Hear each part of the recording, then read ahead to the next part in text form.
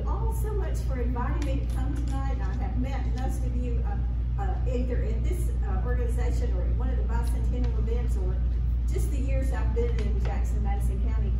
I am Elaine Christian. I am the chair of the Jackson-Madison County Bicentennial Commission, and it has been a heck of a job. I mean, we started planning this, what, Ken, 20-something months ago, 20, I don't know. But we only have a month left, so I think we can see light at the end of the tunnel. But just so you can relate to me and why I'm interested in West Tennessee, Jackson-Madison County, my family, who has heard of the book Westward to the Round Top? Where I knew that some of the families, my family was on one of the wagon trains that came into Henderson County, and I think the year was 1822. And two of the members of that party are, I know where their grave sites are located in Natchez Trace Park. But my parents grew up in Carroll County, and my heritage goes back to 1822 for West Tennessee. And I tell you, I borrowed this story from Chris Allison. He was talking about his family might have gone to Texas if the mule hadn't died. Well, I don't know if the mule died or they just got tired and stopped, but they stopped up in the Birdsong area, migrated into what's Natchez Trace now, and my heritage is here and my roots are deep. So it's a real honor to come and speak to you, this group tonight. I know where I know where my parents are buried, my grandparents, all of my great-grandparents, and I'm missing one great-great-grandparent. I just don't know where they are. So we'll get to that at some point in time. But I'm here to talk about the Bicentennial. I have some people in the room I'm going to call out immediately. Dr. Ken Newman is on our board and has chaired the Education Committee.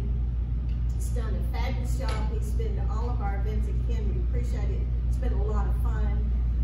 Kathy is on our History Committee. Ricky, I don't know how many events you've helped with, and so it's been a joyous year.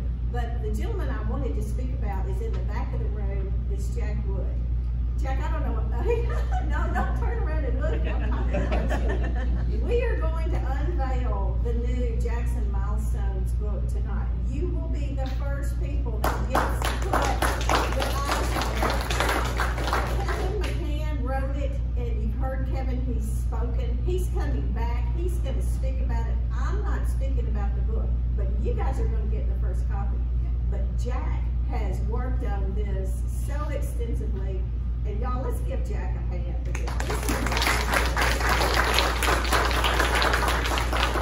I want to give a shout out to the library and the library staff, because we certainly could not have pulled this project off without having the resources here at the library. And those of you who know, I have a 13 or 14-year experience as a volunteer for the library. I was on the Library Foundation Board, served on the Board of Trustees for 9 years, and was chair of the Board of Trustees for 5 years for the library. But Dinah and her staff have just been phenomenal with allowing us to have all of our meetings here and supporting us, and I give a big shout out to Dinah.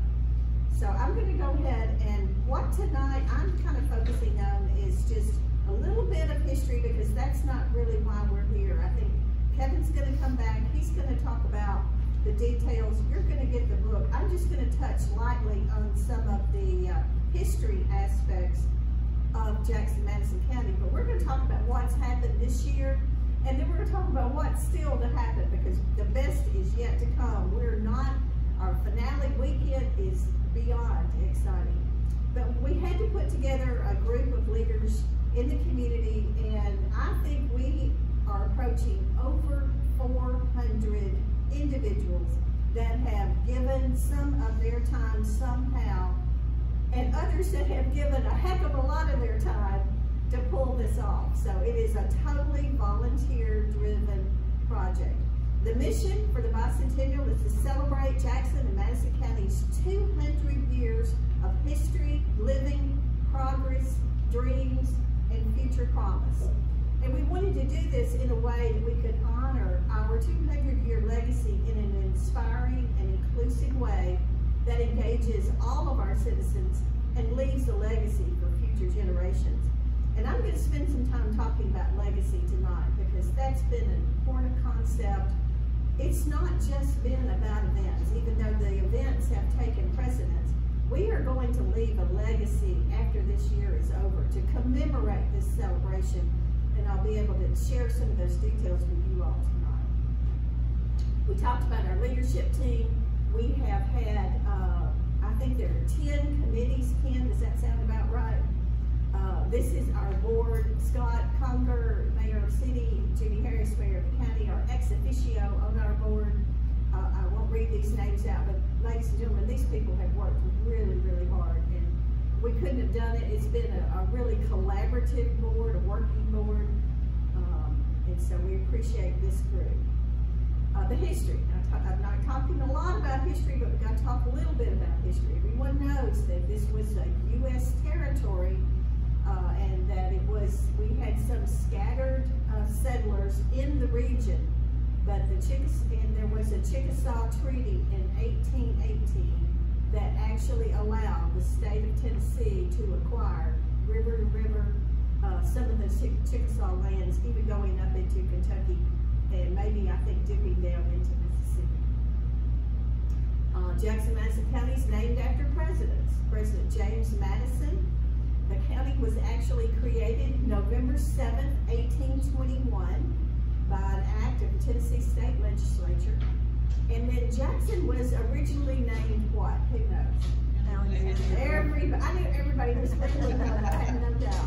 So it was Alexandria. Well, the founders later found out there was already an Alexandria, and on August 17th, they changed the name to Jackson in honor of President Andrew Jackson, of course, who had lots of relatives settling in this region.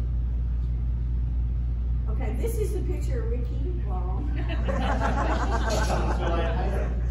But he left his hat. Where's your hat, Ricky? I don't know. But Ricky has portrayed Dr. William E. Butler and has done a fabulous job. But Dr. William E. Butler is the father of Jackson. Arriving on a flat-bottom boat in 1819, bringing his family, building a log cabin, helping create the church, helping create the format of downtown, donated a portion of his land to settle this community. And Ricky does a fabulous job talking about Dr. Butler. Oh, I don't go back. And I don't mean to not express how important the early founding fathers are. When David asked me to speak, he asked me to speak about our bicentennial. So I am fast forwarding to starting August of 2021 and what's happened, and going to August of 22 with what's left to come. And I hope you guys are okay with that presentation tonight. So our event schedule, as I mentioned, we kicked everything off on August 14th with a huge birthday bash down at the AMP.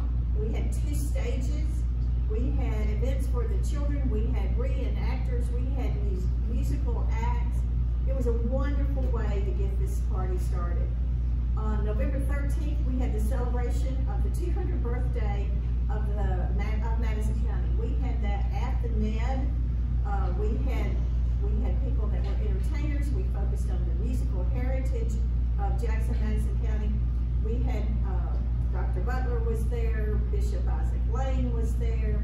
We even had Stan Perkins come in and play Blue Suede Shoes. And then when it was finished, we had the Lane College Dragons marching band march us down Main Street, down to Bicentennial Park for the groundbreaking to commemorate the Bicentennial Park, which we'll talk about. We're moving on to, these are just some of our significant events. I'm going to come back to this one. As you all know, June 1 was not a high point for the Bicentennial, but it was not something that was within our control. We did dig up the time capsule. Only a couple of photos, but I'll talk about that in a moment.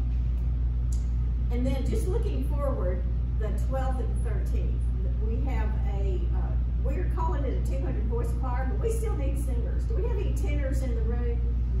No, we're short on tenors, but we have, I think there's 130 that have signed up now. And ladies and gentlemen, that's a powerful, powerful group of individuals. We're still recruiting. We have an orchestra that's going to play that night. 23 members of the orchestra. Austin Clark, who has has conducted so many of the Jackson Choral Society events, is conducting Mitzi Mathenia, who many of you know, one of the most talented pianists in all of Jackson, is going to be performing as well. And then on Saturday, the full day of events, which if it's okay, I'll come back to that later. So this was just the announcement. History, music, family fun, food. We thank our sponsors always, First Bank and Boya. This was something that was a collaboration between the Education Committee and the History Committee. But the Education Committee, which Ken led, helped us develop these monthly themes. So we knew we had a full year to cover the history of Jackson-Madison County. And we thought, what a better way to have a thorough discussion than to have themes that fit our community. So we did these themes, they're identified. I'm going to not read them all, but music heritage. What is a perfect way to start? There's musical influence in Jackson-Madison County. And I think you have someone that's going to be speaking about that coming up. Arts education was September. Agriculture, we had a huge event out at the Ag Center. So each month, we've also had a First Friday Forum. So I'm going to switch on over to that. And I know this is going to be a little bit hard to read, but Dr. Jeremy Tubbs talked about music heritage. Dr. Marlon King and Dr. Ken Newman did the yesterday and today of education. And as you see, all of the talks in the First Friday Forum, they had to talk about yesterday, today, and tomorrow. And every single one of the speakers did just that. We had Kyle Spurgeon talking about industry. We had a whole range of speakers. Gwen McReynolds and Jackie Utley did a fabulous job with the Veterans Month in November. Dr. Ray Van Est from Union, he's Dean of the School of Theology. He also was the interim pastor at First Baptist Church, as well as Dr. Claude Bass, who is the Bishop CME Church there right beside Lane College. So they gave us such a diverse opinions of yesterday, today, and tomorrow for religion in Jackson-Madison County. Dr. Logan Hampton, if you've never heard him speak, he's one of the best speakers you can imagine. Talked about Black History Month. We had both mayors talking about government. Dr. Larry Ray, I think everybody knows Larry, took us on an architecture tour of Jackson-Madison County, talking about the old homes and the evolution of architecture. We just did sports for Madison County in collaboration with the Madison County Sports Hall of Fame. And then we did medicine and healthcare. J.R. Ross, who is the president and CEO of West Tennessee Healthcare, just spoke on Friday, and I see Dr. Torstrick has just entered the room, and glad that you were there for that meeting. And then the next month, okay guys, I'm speaking again. I'm not going to say quite the same thing, so y'all please come and support me and hear me. It'll be at the First Friday Forum, and that will be on August the 5th. These have all been at First United Methodist Church. It's a luncheon, you have to register, and that's the last one. And it's going to be a similar program, but some of the members of the board are also going to collaborate with that presentation. Something that has been really fun, when we first started brainstorming about how do you celebrate 200 years, Jimmy Harris and I were talking, you know, we're having a lot of events in town, but we wanted to take the events out into the county, and we have certainly done that with the Madison County Heritage Days. And many of you have helped with that. We started with Beach Bluff and Pinson. Those were in 2021. This year we've had three-way, Christmasville and Oakfield. I know Ricky and Ken, and I think Kathy, you might have been there. Spring Creek, Brown's Church, I know Kathy was there. Meaden, we had the Bemis Heritage Day, Denmark, and then Mercer. So those were really amazing because these small communities in the county have a really unique history and strong sense of community. And of course, Cotton Grove Brown's Church was the very first settlement in Madison County. And then, you know, go to Denmark, there's so much history there. Go to Bemis, there's a lot of history there. So it's really neat to find out more about the outer regions of the community, the county. Okay, here's the one that we don't want to talk about. Number one, the main thing that we knew about the time capsule was where it was. And we knew when it was supposed to be open. we didn't know what it was under the ground. It was in Muse Park. There was a monument there. To me, it looked like a tombstone that said open June 1. So we worked with the city of Jackson. They brought a little backhoe because we thought that didn't know how deep we were going to have to dig, didn't know what size it was. Well, guys, they couldn't get it with a little backhoe. They had to go get the big track hoe. So then they started digging, and they had come, and there was a concrete slab over the top. They had taken the concrete saw that you cut concrete with, so they had the concrete ready to flip back. It was an old concrete burial vault, and it was not very deep enough. We found out from the vault people that those vaults are designed to be buried with a minimum of 3 to 4 feet of dirt on top. So we immediately had a situation with just simply getting it out of the ground. We had over 100 people that came that day, so that was really interesting.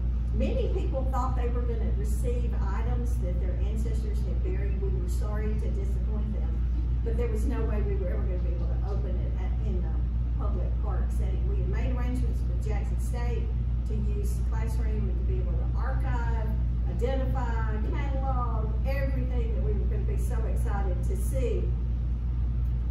So they loaded it on the trailer. Well, the concrete vault, they decided weighed like 6,000 something pounds. So they loaded it on the trailer. Well, they take it to Jackson State. Well, they didn't get it even to Jackson State, which is like a mile away. A tire blew off the trailer. So they had to park the vault at a city building. So the next morning, the trailer had just a slight elevation in the front. And very soon after the vault was sitting with that little bit of elevation, there was seepage coming out the top. And so we knew immediately that it had been inundated with water. Well, called the vault people. They drilled holes. They estimated it was filled with 200 gallons of water.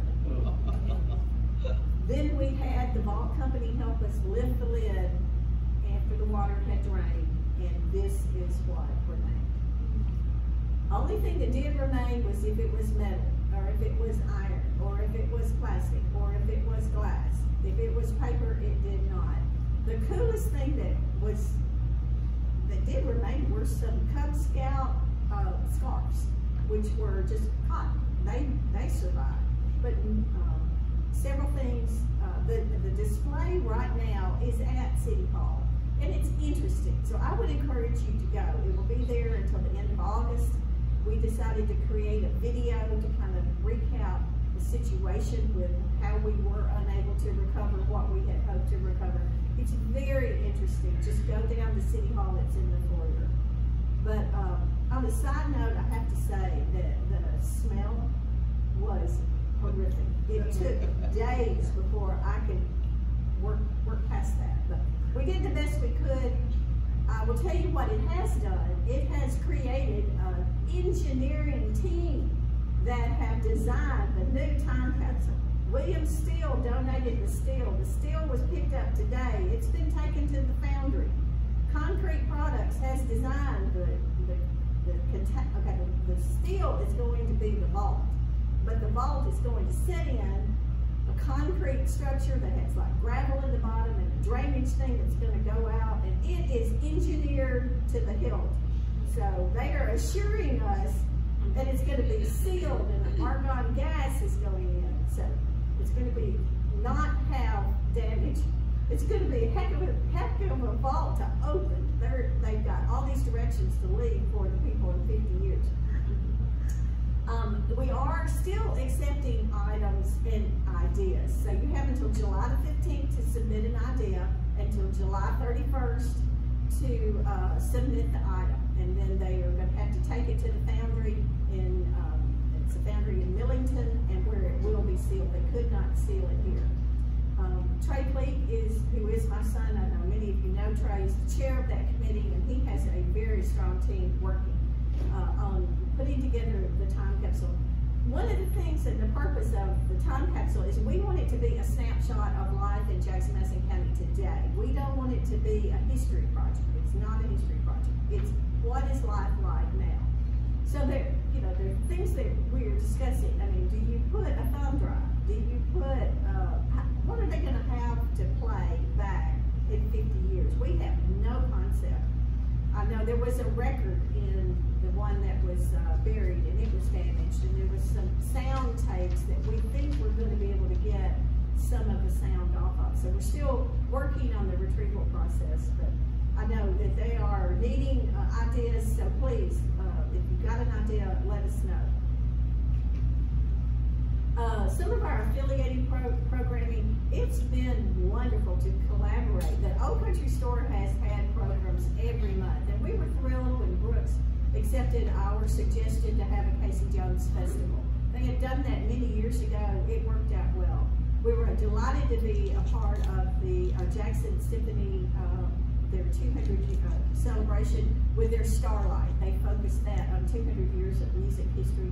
We were delighted to partner with the UT Ag Station, having an Agricultural Heritage Day with over 3,000 people attending. We participated with the International Festival. We helped with some of the Veterans Coalition events. Ken and the Education Committee did an outstanding job with what we call Creative Expressions Educational Awards.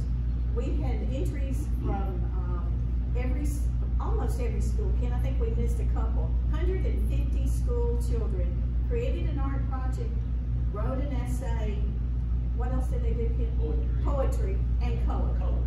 And we gave cash awards and had a presentation at the Med that was really nice. April 1st, we had Downtown Jackson Days. We had a scavenger hunt. Robert Briley, I wish he was here tonight, led a walking tour. The Poems District, Dr. Butler was there. They had 9 people that had a connection with our Poems District on East Main in period costume, telling stories about growing up in downtown Jackson. April 30th, we were in East Jackson doing a historical tour out of Macedonia Church, the Casey Jones Festival.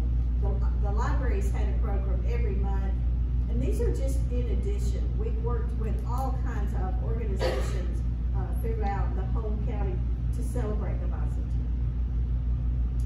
Now, I mentioned earlier when I was talking about legacy projects, so I kind of flashed really fast through 12 months of monthly themed events.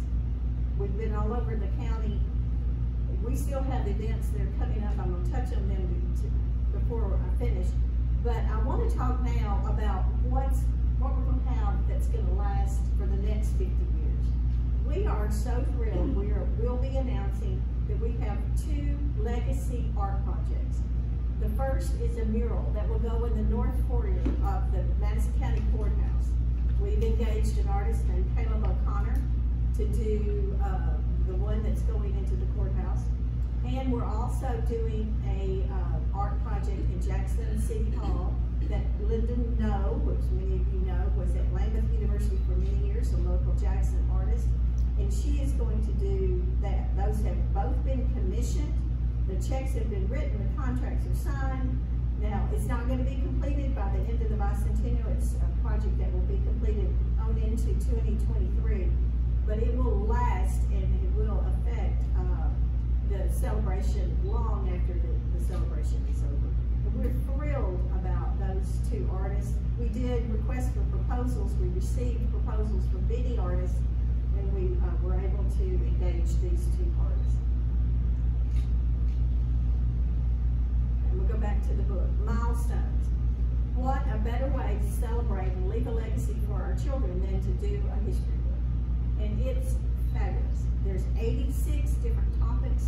Kevin has written, I don't know how many books, Jack, 10, more than 10. He knows this community well. On the bottom, you see, we're going to do a 1 book, 1 community celebration through the library. We have ordered 10,000 copies, of which we will be giving all of those away. Every 11th grader in the system is going to get a copy. Every library in the system, public, private, will get a copy, and then you guys will get the very first copy tonight. But you open it up, and you see where West Tennessee College was chartered. You see where Union forces evacuate Jackson. You see where the Colored Methodist Episcopal Church of America is founded. You see where streetcars were used for public transportation. You see where the West Tennessee Agricultural Station was established. You see where South Jackson becomes Marion High School. You see where the Greyhound bus station opens in Jackson. You see where the Jackson branch of the NAACP is organized. You see where the Miss Tennessee pageant comes to town. You see where Big Maybelle performs. That's the type of information that's included in this book. It touches on the highlights. It's very diverse. It's very inclusive. And the Education Committee and the History Committee, working with Kevin and with Jack, have done a fabulous job. I will let you know the Education Committee started with a chronological, this is just crazy. What, Jack? We had over 200, 300 names of people, events, things that happened in a document, and we started funneling it down. And so we funneled it down to what went in the history book. Well, now we've taken, History Committee has taken the information in the history book and has started prioritizing what could possibly be in the artwork. And so we've funneled it down again. We'll have some historical markers in our park. I'll talk about that in just a moment. And we'll funnel it down again. So just trying to identify and capture those unique aspects that make our community so special. But we owe such a level of appreciation to Kevin and to Jack for their collaboration, and to Kevin for writing and researching and the photos that are in here. This book is fabulous. The park.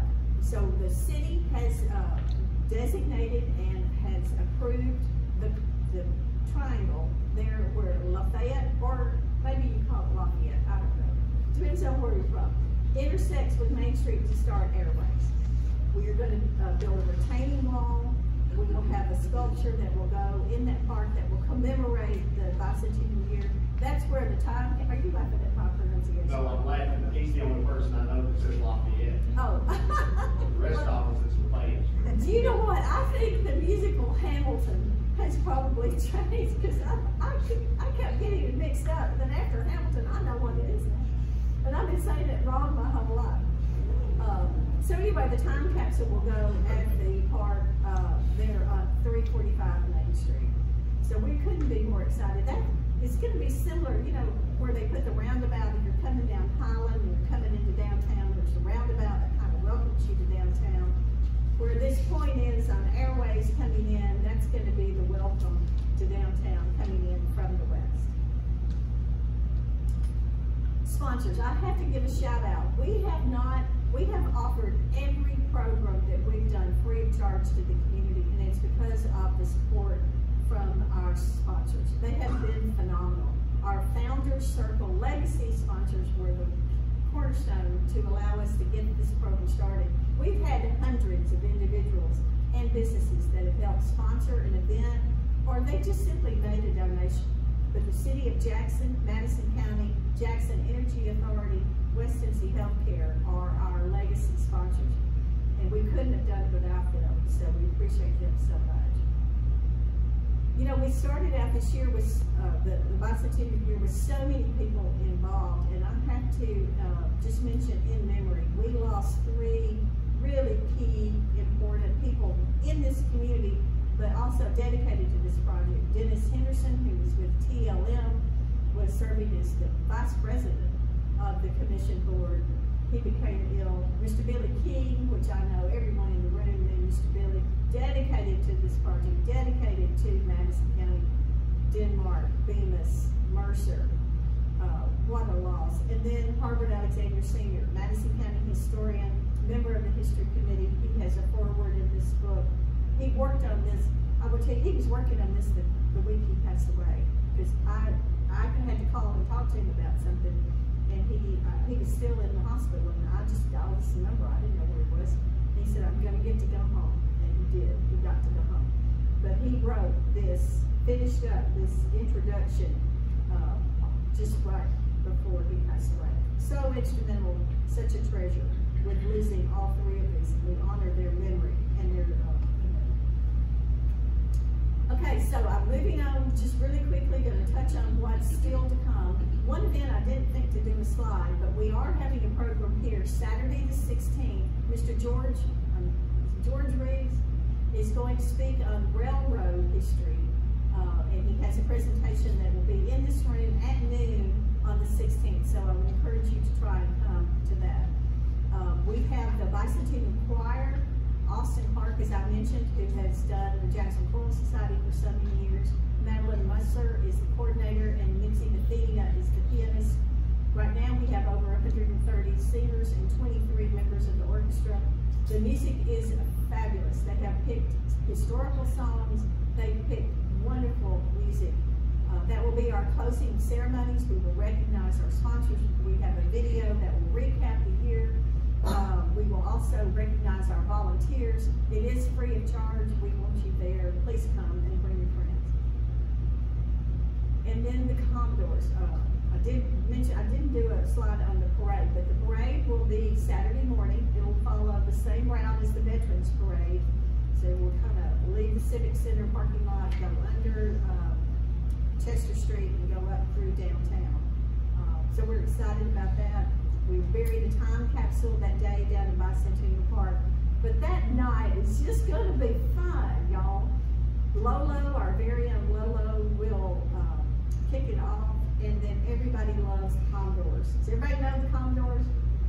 So they will be performing that night. This is free of charge, free of charge. And then finishing that with a fantastic fireworks display. So gates will open there at 4 p.m. The program won't start until 6:30. But people, when it's a free concert, you got to figure out where you're going to sit. You don't have a seat number, so you want to get there early, find your spot. Food will be nice. It's going to be a wonderful event. So with that said, I want to talk about the book. I will have copies, please. I have them here. I didn't want to put them on the table because I thought if I do, y'all will be reading this book and you won't be listening to me. So anyway, I have the copies for you tonight, and it's been an exciting year. It's been, I think it's been very meaningful. I've met so many people across the county this year that deeply love their community, love Bemis, love Cotton Grove, love Christmasville, love Hopeville, love being a member of this community, and we're so happy to help us with this celebration. But y'all, it's coming to a close. We still have a long way to go to finish this out, but it's been a joy, and I've really been honored to be a part of it. So I'll conclude my presentation, and I'm happy to answer questions if anyone has questions. Elaine, you said that for the new time capsule, they want to put current things in it. Yes, they only want a snapshot in time. I remember when they were first started talking about digging that one up, that a lot of the comments you were seeing was 50 years ago, wasn't very long ago. 50 years hadn't been very long. But yet I was out there when the few recognizable things were being fished out of it, and a lot of the young guys in the room didn't recognize what some of those things. You know, we pulled one thing out and they said, well, what is that? When we rinsed it off, they said, it looks like a bottle cap, but it's got a hole in it. Y'all remember the little pencil sharpeners you used to get that was about as big around as a quarter? They didn't know what it was. And there was cassette tapes, some of them I don't think recognized.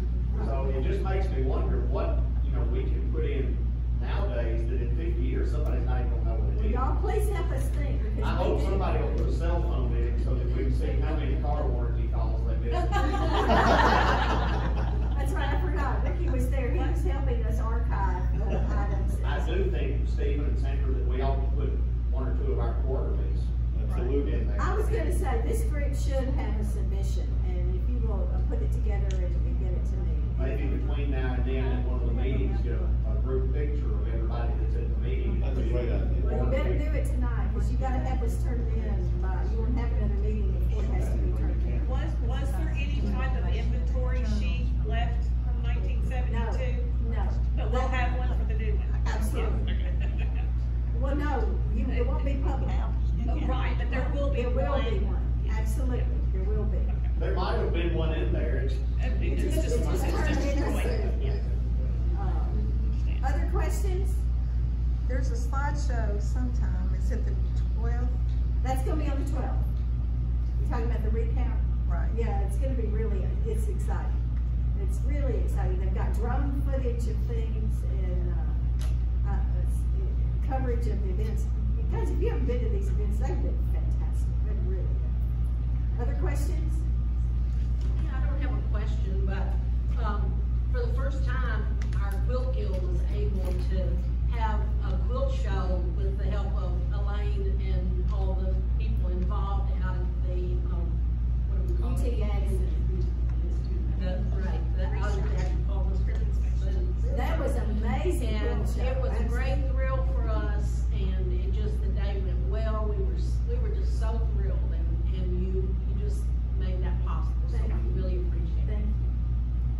I'd like to say that I think you are owed a round of applause for coordinating all this stuff. I'm I guess those days of organizing things in the chamber came back to haunt me. Any other questions? Guys, That book you mentioned in the very beginning was called Westward to the Roundup, is that it? it's called Westward to the Round Top. Round Top. Round Top. And my family was on the second wagon train that came in, and two of the members that were on that wagon train, I know exactly in Natchez Straits where they are And buried. you got some old photos that Jackson has there? You got them? No, not from that part. Just checking. 1822, I know. Matthew Brady might have been coming through there. Could have been, I don't know. I like the story about though the mule died.